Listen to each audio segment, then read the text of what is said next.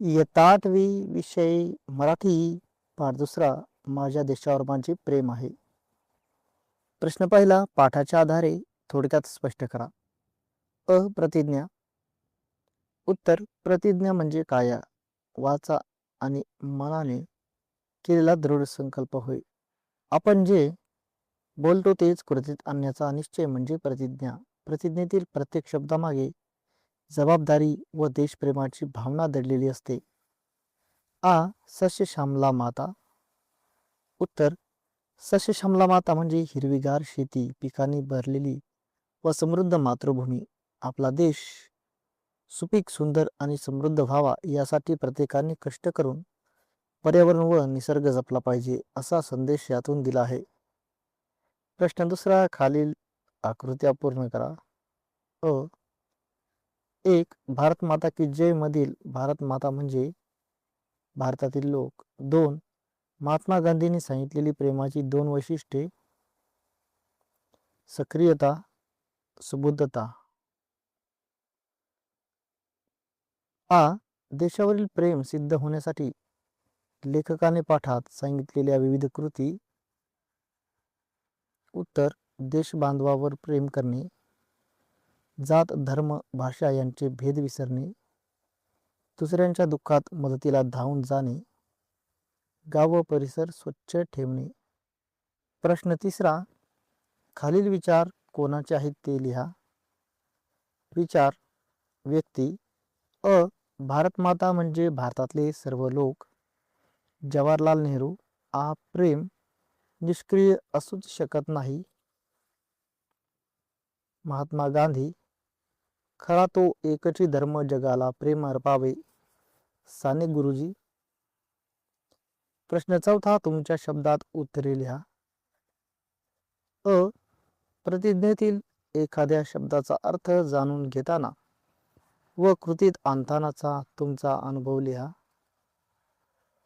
उत्तर प्रतिज्ञेतील बंधुभाव या शब्दाचा अर्थ मी सर्वांशी प्रेमाने वागणे असा समजून घेतला. शाळेत माझ्या मित्राला अभ्यासात अडचण येत होती तेव्हा मी त्याला मदत केली. त्यामुळे मला त्या शब्दाचा खरा अर्थ कृतीतून समजला.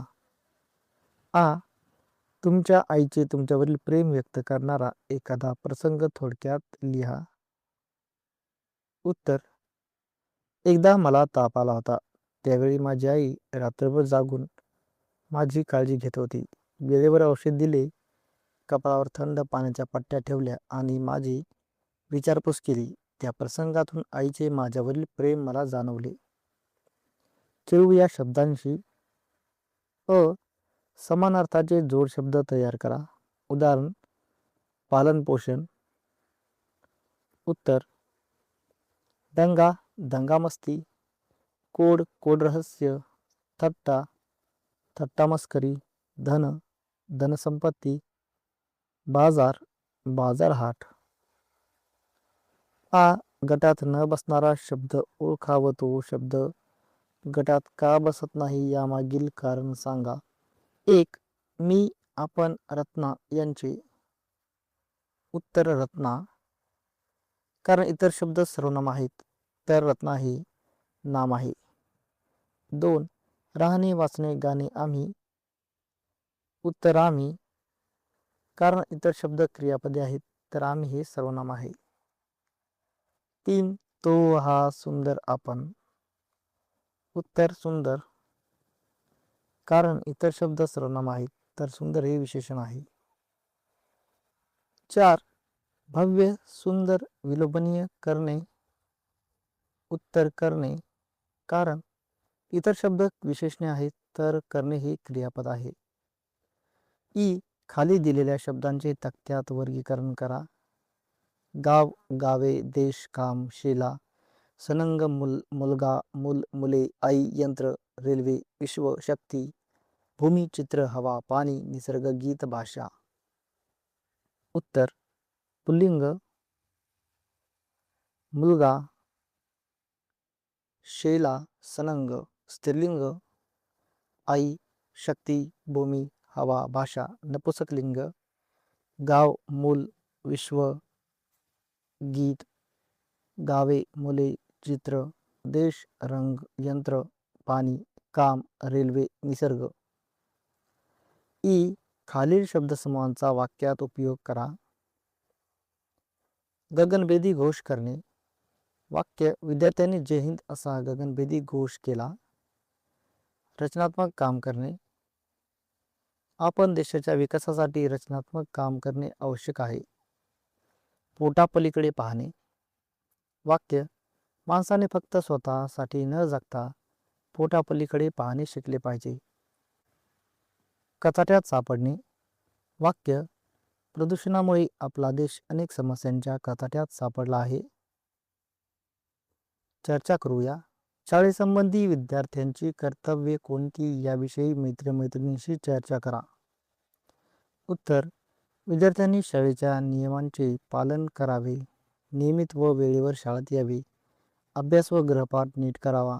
तसेच शिक्षकांचा आदर करावा. शाळेची स्वच्छता राखणे, शाळेच्या वस्तूंची काळजी घेणे आणि शिस्त पाळणे हेही महत्त्वाचे आहे. स्वाध्यायांशी मैत्रीपूर्ण व सहकार्यपूर्ण वागणे, शाळेतील उपक्रमामध्ये सहभाग घेणे आणि देशप्रेम व चांगल्या सवयी अंगीकारणे ही सुद्धा विद्यार्थ्यांची कर्तव्ये आहेत.